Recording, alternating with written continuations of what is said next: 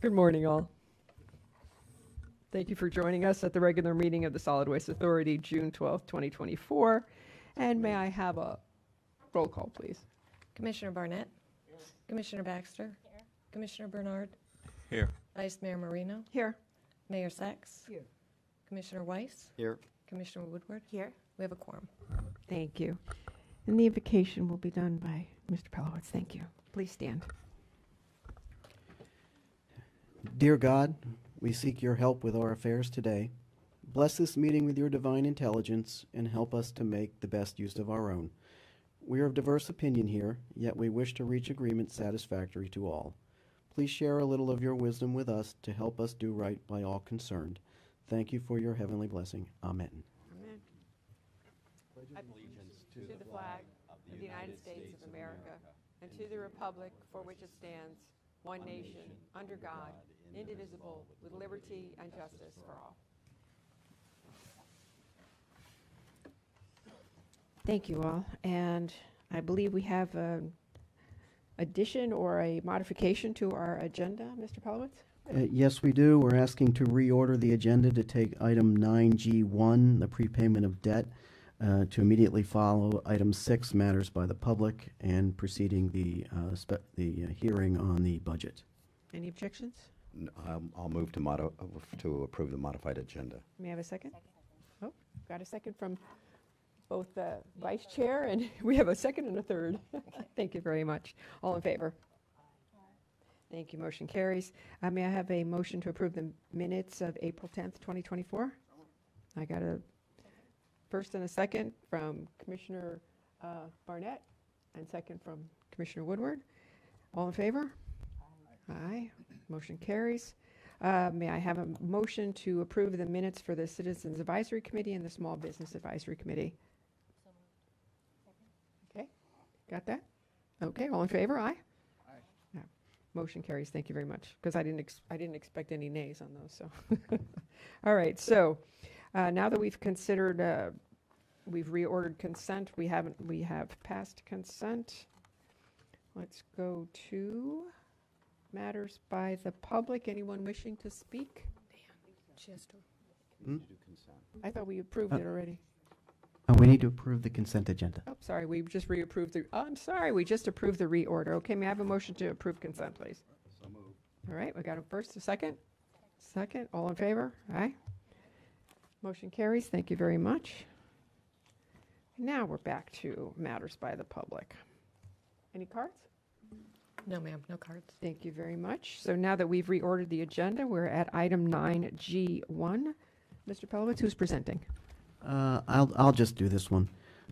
Item 9G1 is a proposal from the authority to prepay up to $20 million of our October 1, 2025 mandatory sinking fund payment for the refunding bond series 2021.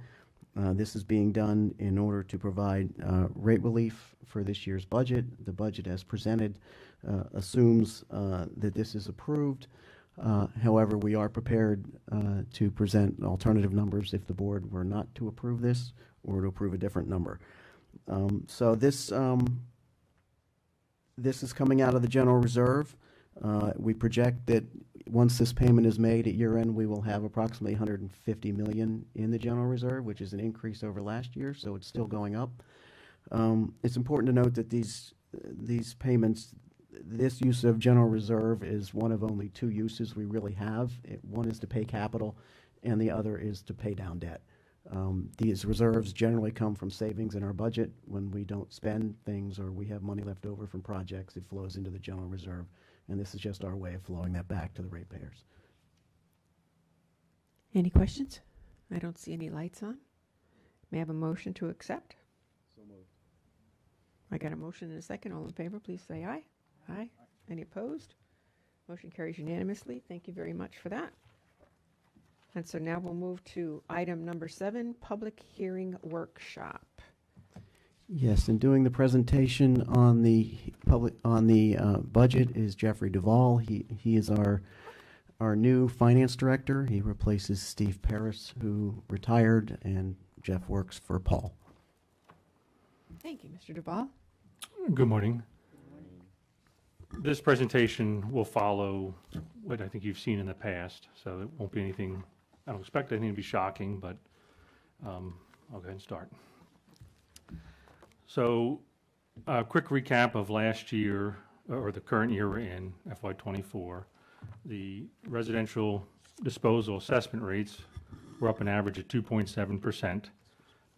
That put the single family at 188, multifamily at 103, mobile homes at 179. We did use, the debt service at 48.1 million was up 8.2 million, and we did use 15 million of reserves to pay that down. Our debt service coverage ratio was 1.62 or 162%. We approved a capital budget of 40.4 million, and we used 12.25 million in general reserves to help support that. The mandatory collection rates were updated per their approved contracts. They basically stayed unchanged. You'll see that in a later slide. Some moved $1, some stayed the same. Hold on for a second, Jeff. We're trying to get the screens to work. Oh, You all can see it, we can. I just want to see if they can get it working. There we are. Okay. Thanks, Jeff. so moving on to this year's budget. Excuse me, only half of the screens are working. Not even. Mine's working. Yeah,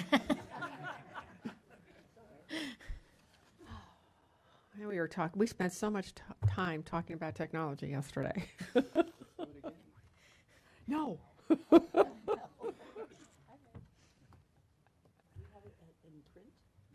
do have it in print. Yes. I'm okay with the Yeah, print copy that print's we good. have. No problem. Do you have a copy? It should be under your notebook right there. First page. There you go. We're good. Oh, Oh, and we have it up to some, yeah, we got Okay. it. All right. Thank you, Mr. Duval. Okay, moving on to this year's budget, or the FY '25 budget. We're proposing a residential disposal assessment rate that will increase by about 3.5% on average. Single-family homes would go up $6, multifamily $4, mobile homes $6.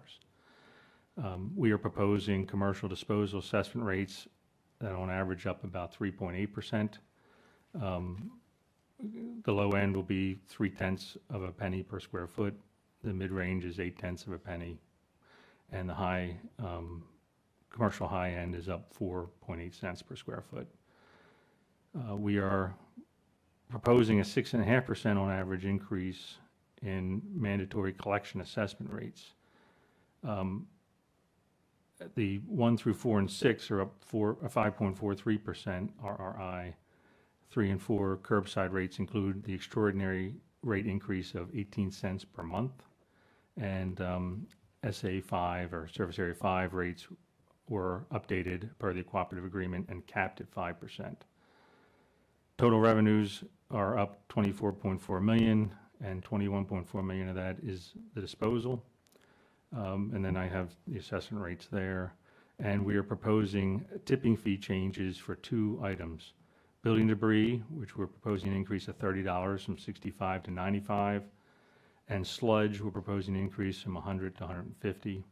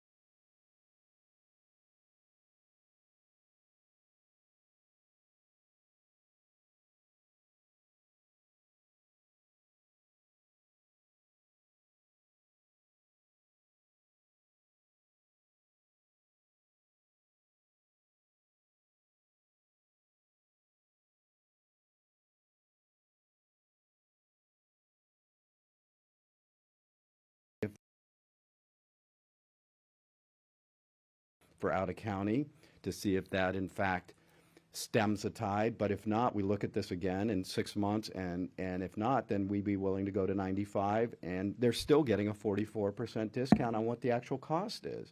And it leads me, there's another, we're going to talk about this in a minute, but we need to start looking at not allowing these rates to just sit and not be adjusted for years after years after years, and they need to be reviewed, I think, on a regular basis, because, you know, if your actual costs are substantially higher and we're not making any adjustments, I think we're doing our ratepayers a disservice, because at some point, you know, as they say, the chickens come home to roost, and then they're going to be hit with a huge increase all at once. And I think it's much, if we can help manage that for folks, so that they can manage their budgets more easily, I think we've done them, we're actually doing them a service, as opposed to letting it sit and then, you know, having to have a huge increase all at once. So, but anyways, that's my sense on all of this. Well, we've heard a couple things. So we've heard 148 a ton out of county. We've heard 95 out of county. We've heard suggestions of 75 to 80 for in county. So as a board, we need to give you direction on this. But I would, the 148 I think is a little high. Well, that's our out-of-county rate, so that is already on our tip fee schedule, and that's what we charge. But not for building debris. No, but we only apply that to garbage and trash, which is Correct. the assessment waste, which goes through waste energy and all of that. So that's the rate we charge. We could apply it. The board could come up with a different number for building debris from out of county, and we can put that in the schedule too. It's really up to you. You know, everything you've talked about will work. So. All right, so we have Commissioner Baxter. Just so I'm understanding this, so this doesn't take into account a building debris increase for out of county. So we could set that separate to the point of if we wanted to have out of county, even if we wanted to set that at 105, let's say, as a deterrent. So they are more likely to go to those private facilities for the ones we catch. We could do that.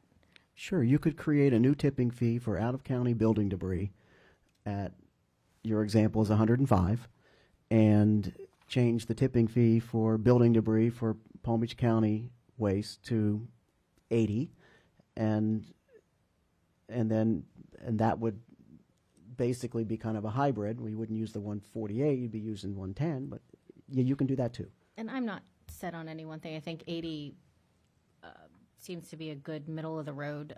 65 to 95, you know, half of that's 15. So at $80, start there, see if that deters enough. We haven't really discussed, because we've been discussing the 148, a different fee. So what everyone else would like to see is a tipping fee for out-of-town residents coming in. So I think that would be, for me, the unknown at this point. Well, I think for clarity's sake, we're talking about two different types of, the 148 is not building debris. We're talking about building debris specifically. So I think that, I'm sorry, Greg? Because your light is on too, so. My comment is that it's not our building debris. These are not our users. Correct. So I have no problem hitting them with the full cost. I mean, they're not from here. They shouldn't be bringing their stuff here. And here's what and I'm going to guess what's going to happen. As soon as we raise our out-of-county tipping fees, the private providers are going to raise their rates. So if we went, my concern is we don't go high enough.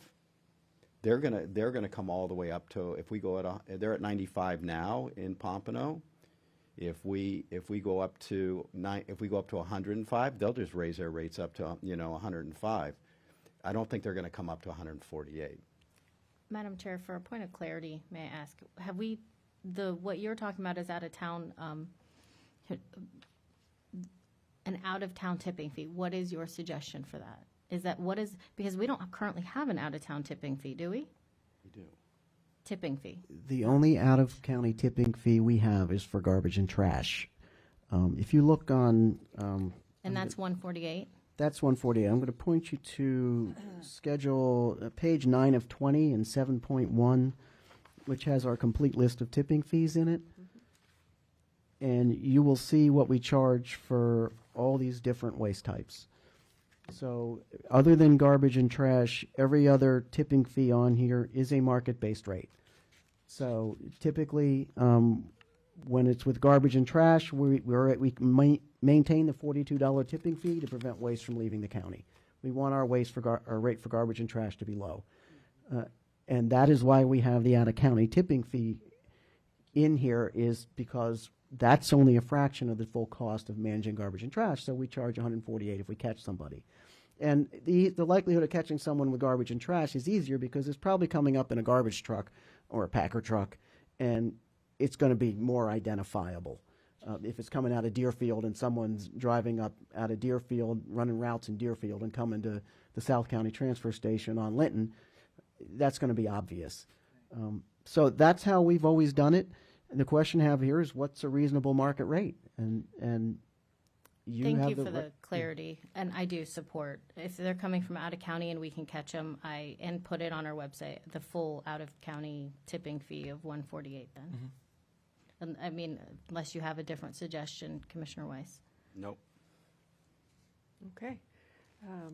Commissioner Woodward. Thank you, Chair. I support the $80 that we were talking about, and then the full, whatever the full rate is for out of county, because there's no reason for us to discount at all anything that comes out of county. Right now, we're discounting for our residents and our businesses. But I do, as far as the private companies are concerned, they actually do want the business, though, right?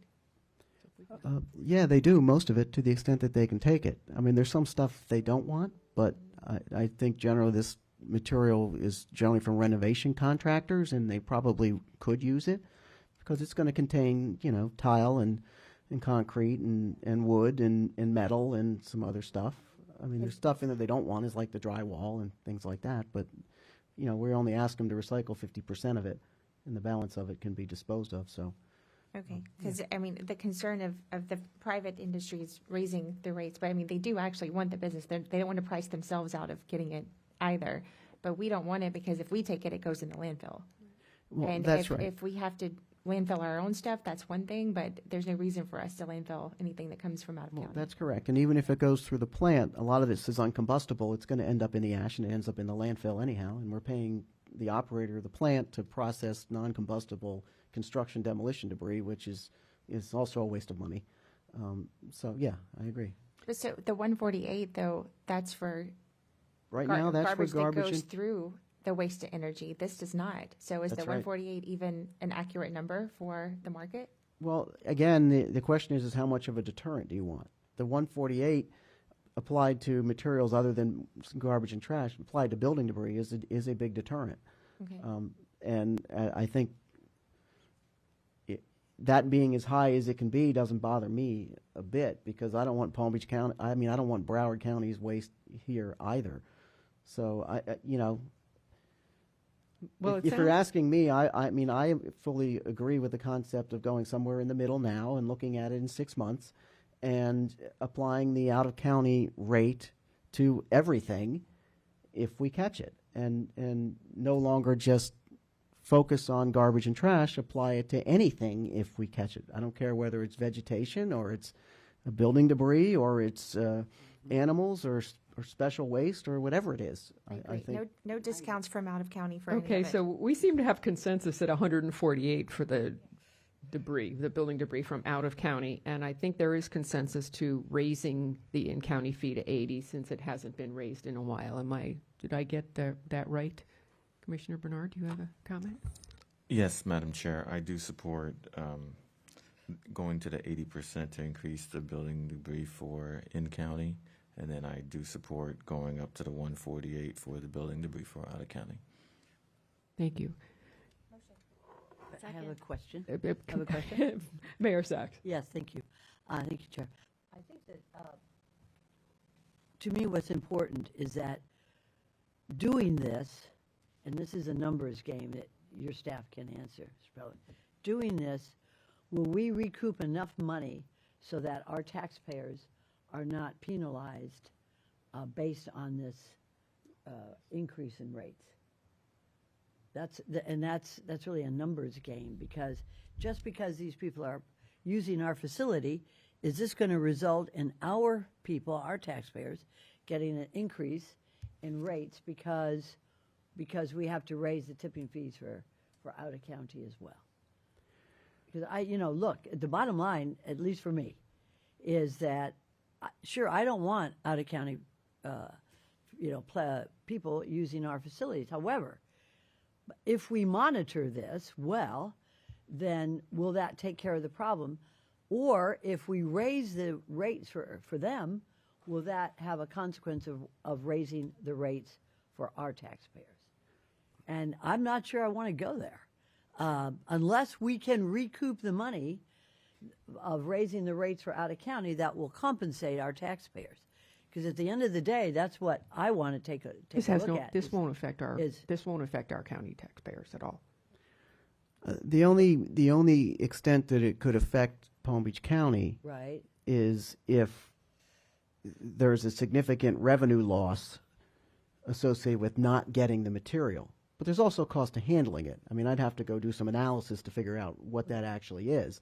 I mean, I can't tell you right now if there's a net revenue gain or loss associated with this material. What I can tell you is if it goes to the transfer station, it's costing us in the neighborhood of $20 a ton just to get it up here. So what they're charging, what we're hauling right now is being paid for because we've got to load it in a tractor trailer and we've got to haul it up All here. the way up, right. Haul it, and that's $20 a ton, which at the current rate leaves you only $45 a ton to process it.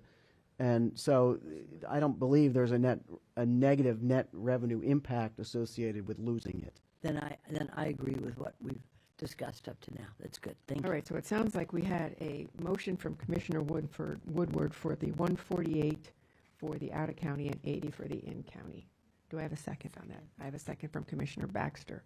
Any more discussion? Madam Chair, just real Yes. quick. I just, along with what I had said earlier about looking into this issue, I'd like to just be able to look into that issue prior to the August meeting and make sure that there's no legal problem with charging that full garbage rate for the construction debris out of county. But certainly this would you can still take your vote and provide that direction. But I just want to be able to come back with that. Thank you. And since our little light parliamentarian thing is not working well, I think Commissioner Barnett, you have a question or comment? Yeah, I do. Thank you very much, Chair. Mr. Pelowitz, for my own curiosity, this may have been discussed, and if it was, I apologize. How are you able to differentiate between in-county folks using our facilities and those coming from out of the county? Well, I've expressed to you that it can be challenging. One way is a lot of these trucks have markings on them, and they'll have their address, the business address. It'll be a renovation contractor. It'll say so-and-so Pompano Beach. If it's that obvious, then we ask the question. If we happen to find out through some other means that material's coming in from out of county, then we obviously can flag that hauler, that business, and that'll just raise the red flag every time they come in, and that will focus attention on them. As I've said, it's challenging. I think it's more of a deterrent than anything else, because out of fear of getting hit with that, they don't want to pay it. And we'll see how it works. The way we say, we'll see how it works for 6 months. We'll see if the numbers come down at all. And if not, then I'll bring it back to you and we can talk about it again. Commissioner Bernard, did you have a question? Okay. All right, so we have a motion, we have a second. We have the attorney who is going to do some research and come back to us, but at the meantime, we can take a vote. Okay. All of those in favor say aye. Aye. Any opposed? Motion carries unanimously. Thank you very much. So, actually, we're still in the middle of the budget presentation, but we did change one of your items, so let's continue on with the rest of the budget presentation. Okay. Disposal operating expenses are up $8.5 million or 4%. And there's a breakout there of some of those items. I do want to point out that we are continuing doing the blighted grant, which remains at $750,000, and this is the 10th year that has been running. And we also have about $750,000 in here for increases in property taxes, or sorry, insurances. I meant property and general liability insurance. Operations is requesting 4 new full-time equivalents, and then it consists of 3 tractor-trailer operators and 1 mechanical electrical technician. Our debt service is down $20 million versus the $65.1 million scheduled. That's due to the prepayment. And down $3 million versus the FY24. Our debt service coverage ratio with the $20 million prepayment is 2.02, or 202%. The capital budget is being increased by $4 million to $44.4 million. And the breakout of that is $39.7 million for the renewal and replacement, $4.7 million for the capital improvement projects. Mandatory collection expenses are up $3 million, reflecting an inflation adjustment, and staff is not currently proposing the use of reserves for disposal or collection.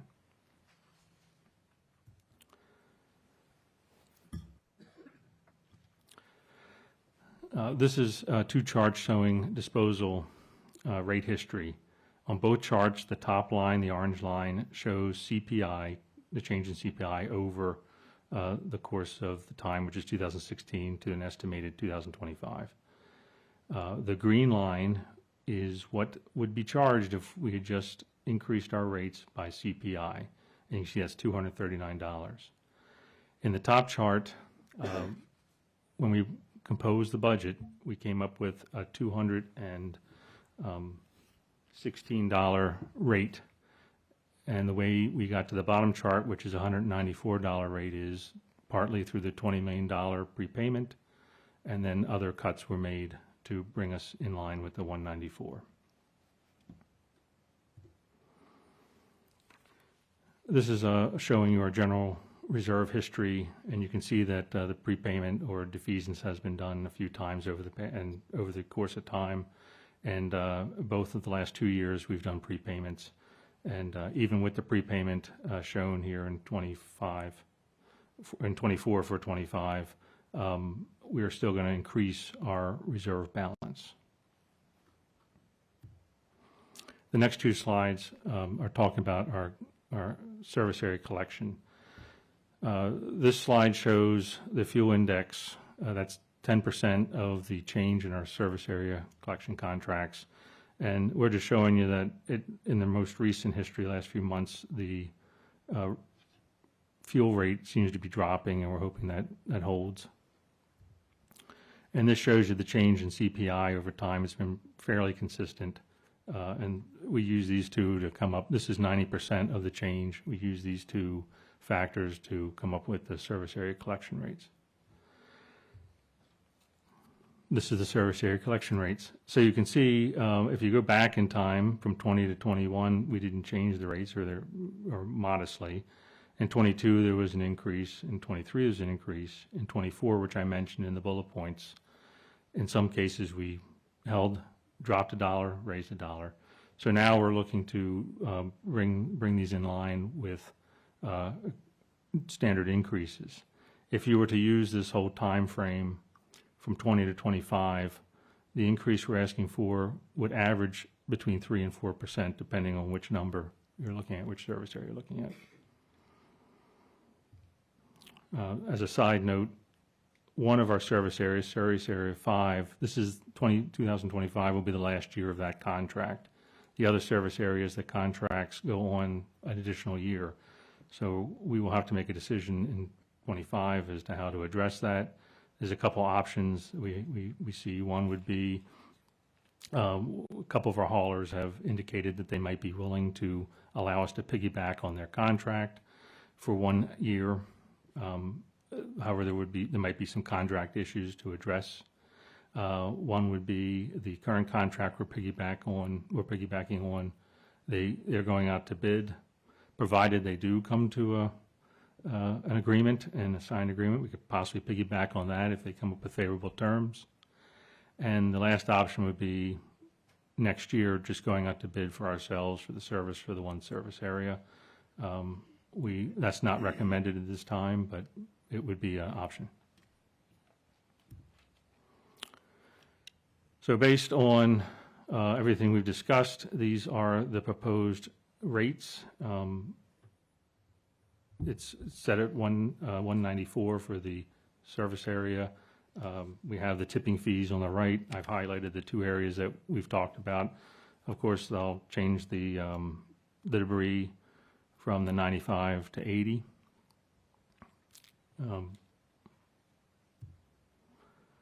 And what we're seeking is approval of the budget with the one change that's been passed. Approval of the fiscal year 25 proposed assessment and tip fee rates, and to continue this until August 21st when we approve the final trim notice. Thank you. Any questions? And, okay, Commissioner Baxter, then Commissioner Weiss. That actually worked. Thank you, Chair. Dan, we go back to the franchise collection agreements page, please? And you have several options laid out here. You have options 1, 2, 3. And I guess they're currently on like a separate schedule, is what I'm understanding. Yes, so the board approved a piggyback of the South Bay contract that initiated in 2019. The other service areas, those contracts began in 2020, FY 2020. So we're 1 year off. We're limited by the special act to 7 years on a contract. So the maximum contract term we can have is 7 years. And then we have to go out and competitively procure it. So right now we're a little off. The Service Area 5, which is the area that surrounds the Glades, is on its own separate piggyback contract with South Bay. That contract is expiring. South Bay is going back out on the street. We do have an indication that there is some competition potentially for that contract. It served us well because the rate that under the South Bay contract is well below what it used to be when we bid it as a standalone. And the reason is we're doing a couple thousand units that are scattered around surrounding the municipal areas of the Glades, South Bay, Belglade, and Pahokee, and it's just not efficient. There's a lot of windshield time to get there. There's a lot of windshield time, long distance between setouts to do the service, and so that just lends itself to being a lot more expensive. So what we've outlined here is basically 3 alternatives. One is to see what happens with the South Bay contract. The second, and if you like the rates, we piggyback the South Bay contract. The second one would be to go to Waste Management, who hauls for Service Area 2, which includes the acreage and also some of the Lake Worth corridor, and see if they'd be willing, because they are the current hauler for South Bay, to see if they would be willing to absorb those units into Service Area 2 and service them under the Service Area 2 contract. So it'd kind of be like piggybacking our own contract for 1 year, and then bring everything in line and perhaps leave them together going forward. The final option would be to bid it as a standalone, which I don't recommend for the reasons I stated, is it's not efficient and the rate is likely to be, you run the risk of the rate being really high. So those are the 3 options with that one. And finally, we're 2 years away from new franchise agreements for the other areas. And I think I've mentioned to most of you that I think having a workshop on the collection contract issue this fall is probably warranted so that we can get direction from the board as to where the board wants to go with those contracts. We made a big change last time with the carts, which was challenging but successful, I think. And so I know there's some issues that the board may wish to discuss to provide direction to us when we develop the contract documents to go back out. So those are the 2 issues, what to do with Service Area 5 and then what to do with the other service areas in the next bid cycle. Thank you. And so because these are both my district's areas, both in my district, I liked the idea of bringing them together under the Service Area 2, I believe it was. And I think you said about a year from now, kind of getting it all on the same page. So we're not set off by, the years. I think that makes the most sense instead of having it like a weird outlier is kind of how it sounded when you were presenting it. And also, I am in favor when we do this workshop of including, what it would look like for how much debris is allowed set out for the acreage in Loxahatchee area. It's probably next to the building department, the number 2 thing I was hearing about for a while because, we have much larger lots. And so trying to find a happy medium, what people are willing to pay for, and doing, maybe potentially a poll survey or survey of sorts to see how the residents feel. I think we had talked about that. So I appreciated that feedback as well. But yes, I think bringing it under the service area too, if possible. I don't think we can decide that today. Don't you have to? No, I think the best approach would be to talk about it as a separate standalone workshop, or if you can give me direction today as to what you'd want to do, I'm more than happy to take that as well. If the board, I haven't discussed this at length with everybody, but if the board wishes us to go to sit down with Waste Management and see what they're willing to do, if that's the board's direction, we'll do that. Thank you. Actually, Commissioner Weiss, you were next. Thank you, Chair. This is really, and I'm on to a different topic, so however you want to move forward on this, I'm okay with letting this go till our workshop, and because it's not time sensitive. It has to do with what I want to discuss in this budget is I had a discussion with Mr. Pelowitz that we're going to have to, we're moving forward, or we're going to have to move forward in looking at replacing Ref 1, and that's going to be very expensive. So I asked him where are we going to need to be in order to be able to fund that, and how are we going to do that?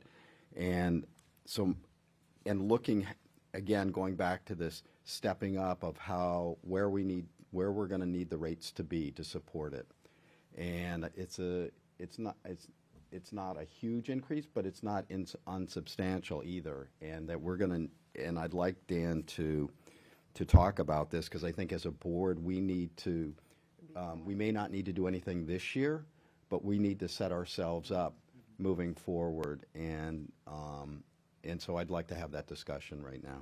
So Dan, can you explain where you believe our rates are going to need to be, and this is the assessment rate, where it's going to need to be to support that replacement?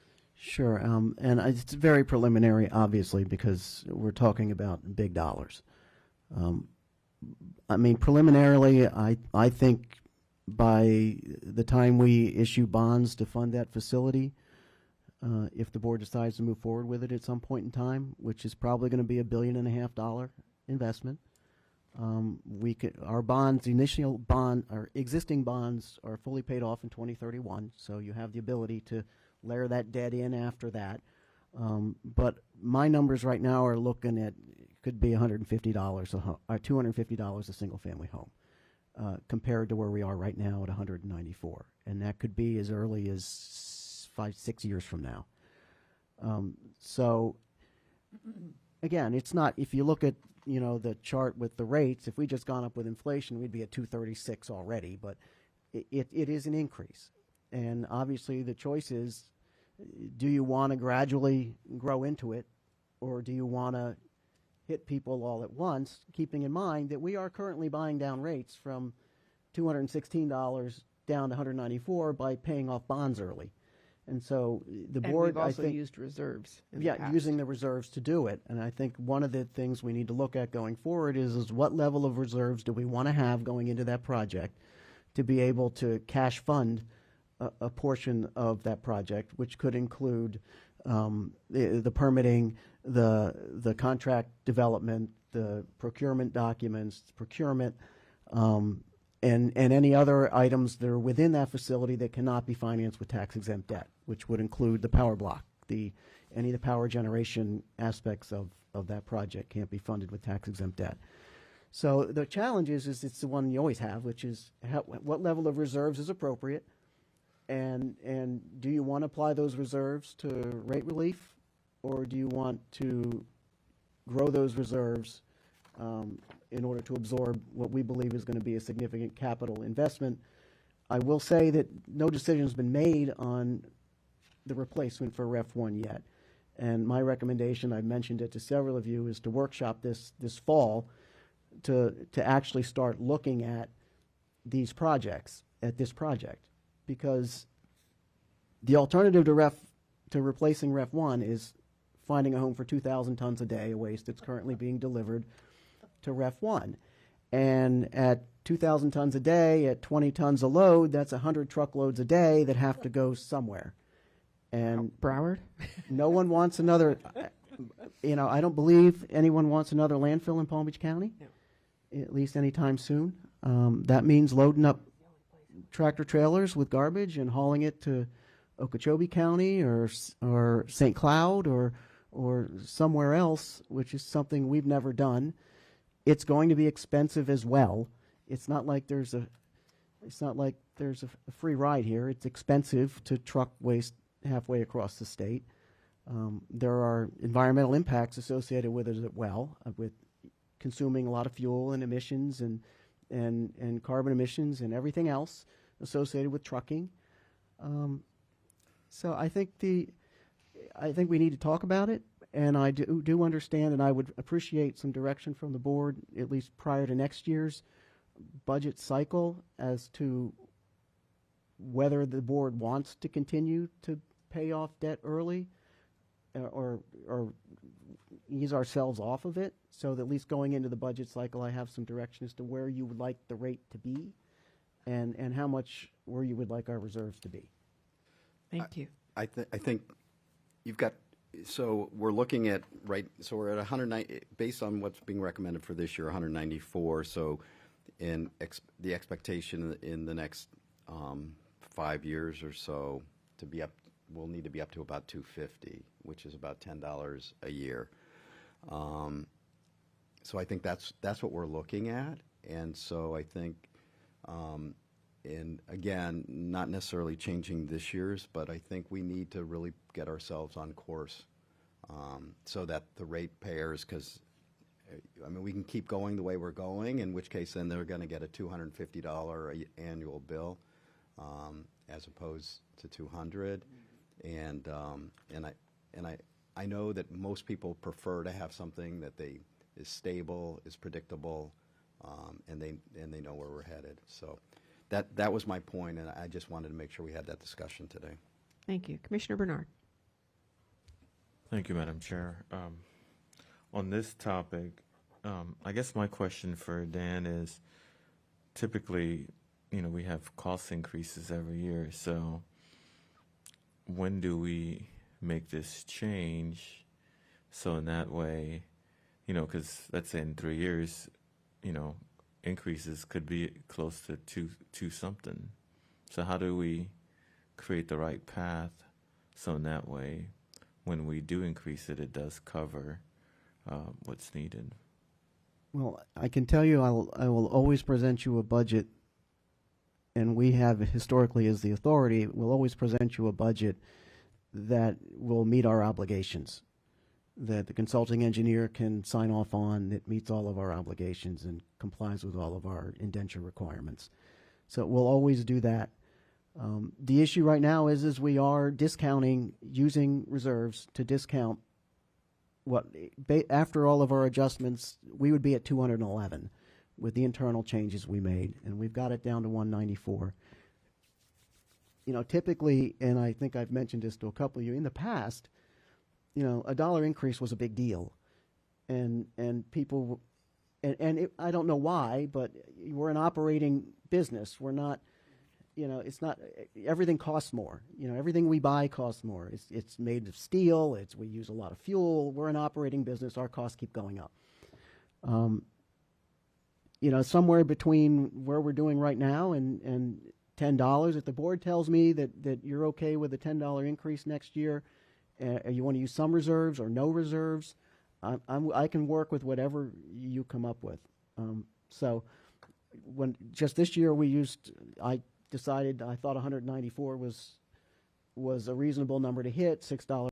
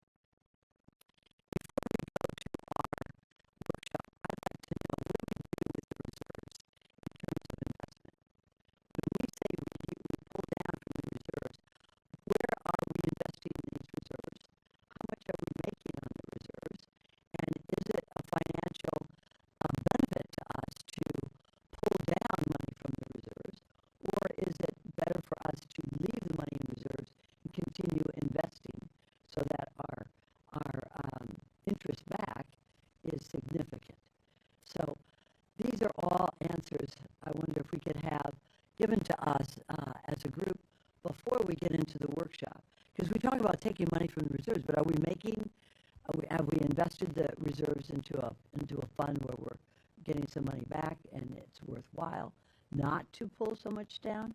And then again with the location of a new facility, everybody's going to say not in my backyard, but where, and how do we figure this out? Scientifically and in a proper way. So that's what I would ask, if we could, before the workshop, have this information sent to us before we sit here and make these decisions. Okay. Mr. Pelowitz, could you address the replacement? Sure, I can I thought we were talking about it on property here. Yes, so what we're prepared to present to the board at the workshop is 3 alternatives on this site. One is immediately north of the existing facility. One is within the footprint of the existing facility, and the other one is immediately to the south of the existing facility. And so we will present you with those alternatives at that time That doesn't mean that the board is limited to that. We're not necessarily limited to locating on this site, but it is the easiest to do. It doesn't involve land acquisition and other siting issues somewhere else. We have an existing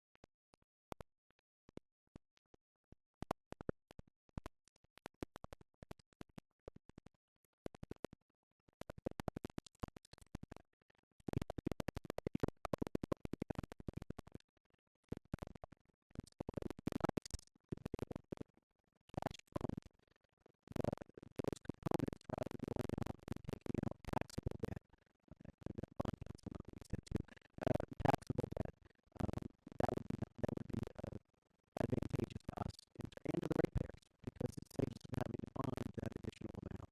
And at what rate over what period of time will we have to be at to get to paying, let's say, covering the expense without bonding? Is that what you're referencing? Well, obviously it's $1.5 billion, so we're never going to be able to cash fund that. I didn't think so, but If we can get to $200 million, I think, going into that project, that would be great. And it would leave us enough cushion for other needs for the reserves because there are out there for other needs. I think that would be a great target. And I think we can get there. I mean, we've been going up, but we're going to have to kind of scale back our bond prepayment program and preserve those reserves. But again, having formal direction from the board on the replacement for Ref 1, on Ref 3, I think is certainly a prerequisite to that discussion.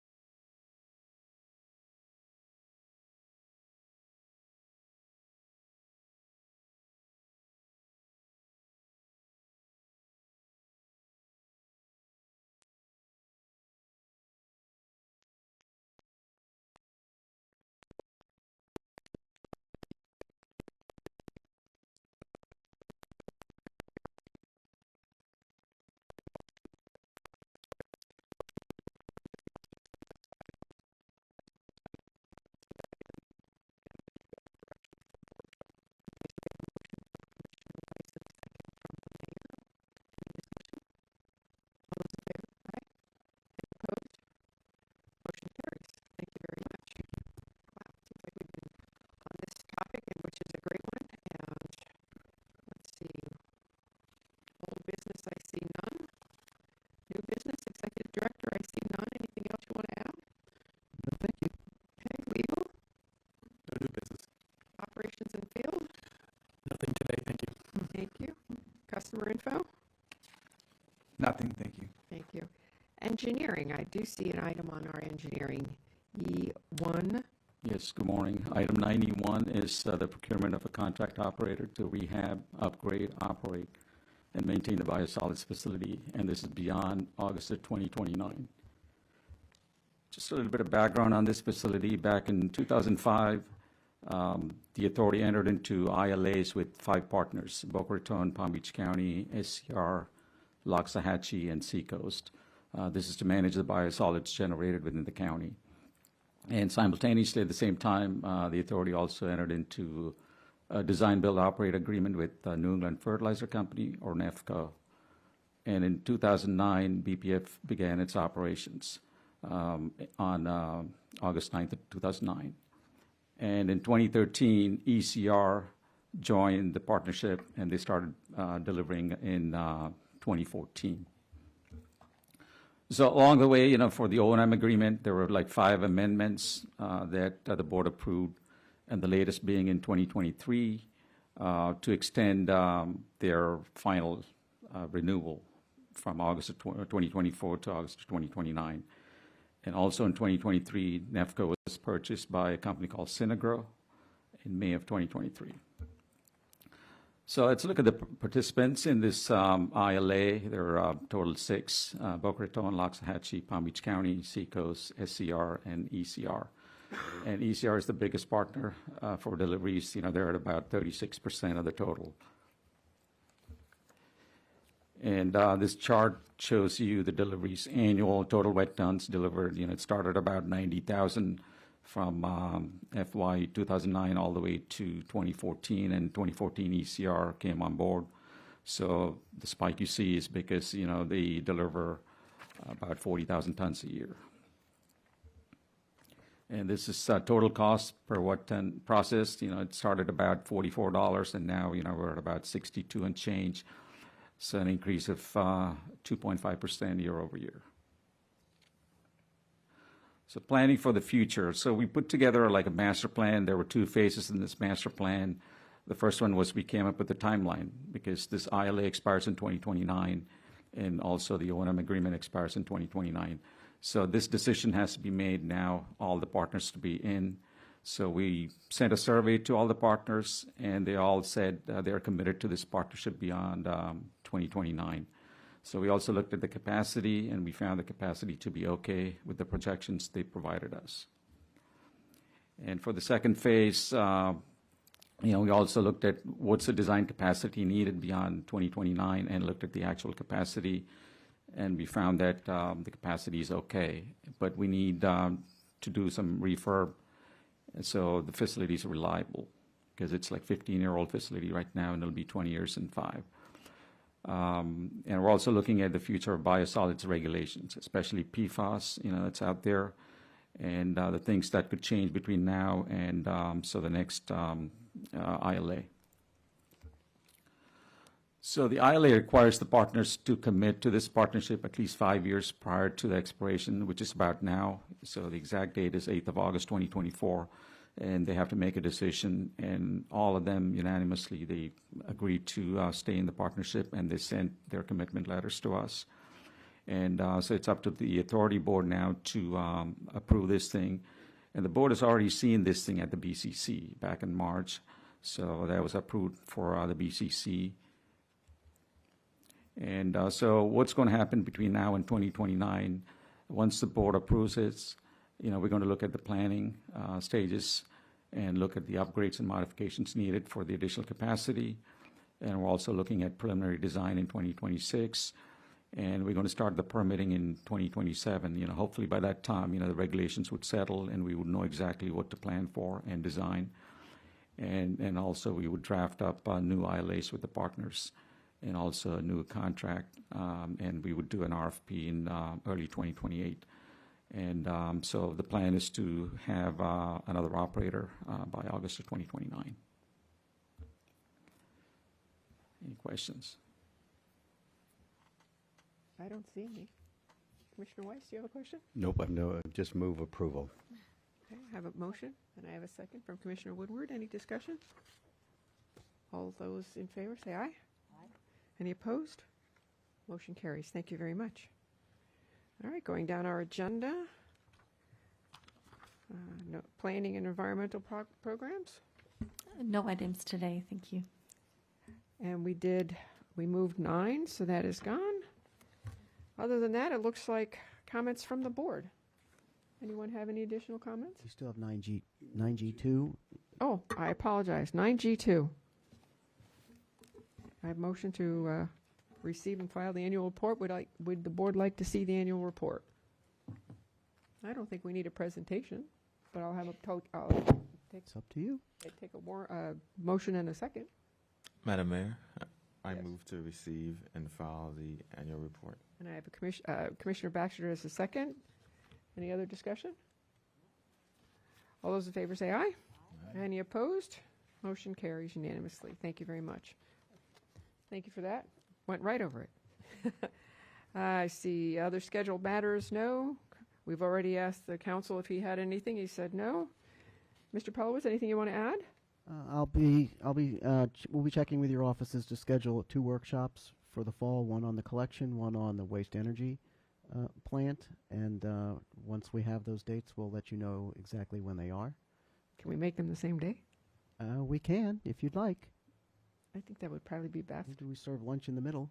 Yeah, I think that would be a better idea. Okay, we'll work on that.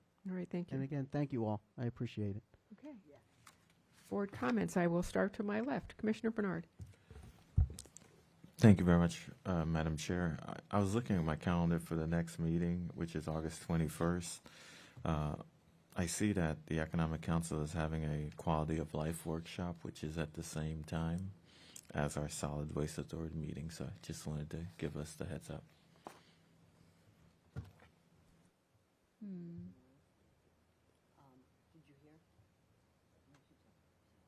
I spoke with them, and I told them we had that meeting, and they said it was okay to miss the morning, so. Okay. And I'll try to keep the agenda as short as possible. Thank you. If there doesn't need to be there, it won't be there. Thank you. Commissioner Barnett. Thank you, Chair. No comments. Commissioner Baxter. Thank you, Chair. No comments. Commissioner Woodward. Mayor, any comments? Everything's good. Thank you. Commissioner Weiss? I have none. We are adjourned at 11 o'clock. Thank you very much.